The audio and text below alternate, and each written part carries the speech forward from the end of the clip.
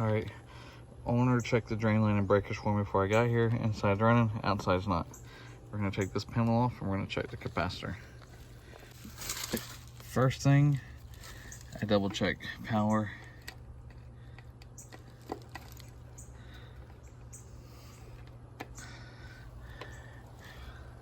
$240, and then I'll check power to ground. 120, 120. Now we're gonna check capacitor. And we got a bad capacitor. 70 by 5. Biggin'.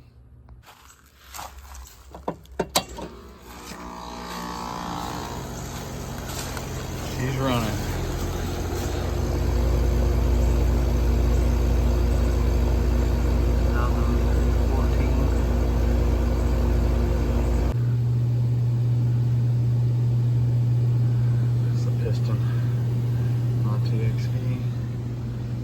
Return temperature.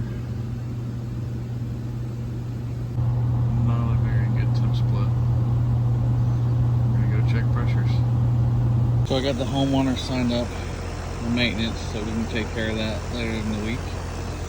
And we're gonna add about a pound or two and get them cooling like they've never cooled before.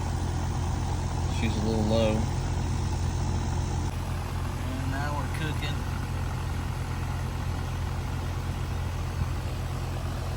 Looking good now. Go in there and check the temp split. Alright, off to the next call.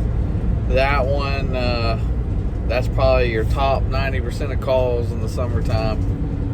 The bad capacitor. And a lot of times I always wonder why they went bad, like some kind of strain.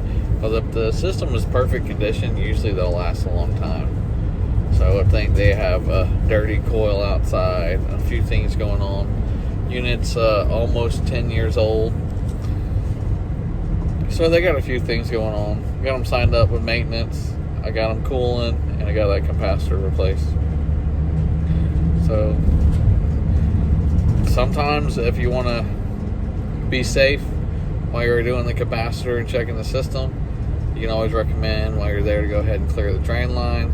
I figured since I signed up for maintenance, I'll take care of it while I'm there. Just shop vac it real quick and clean it out just real quick to make it easier next time. But it's cooling. And off to the next one. That one was easy. Alright, turned it off. Compressor's running but not the fan. Let's check capacitor. Remember, always check for power. Looks like we got another bad capacitor. Take the compressor side. Oh yeah, these carriers are running dry. 43.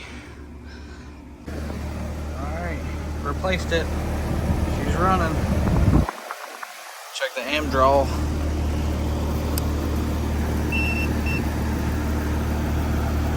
Not too bad. Good to go. 90% of the calls this time of year. Heading to the next one.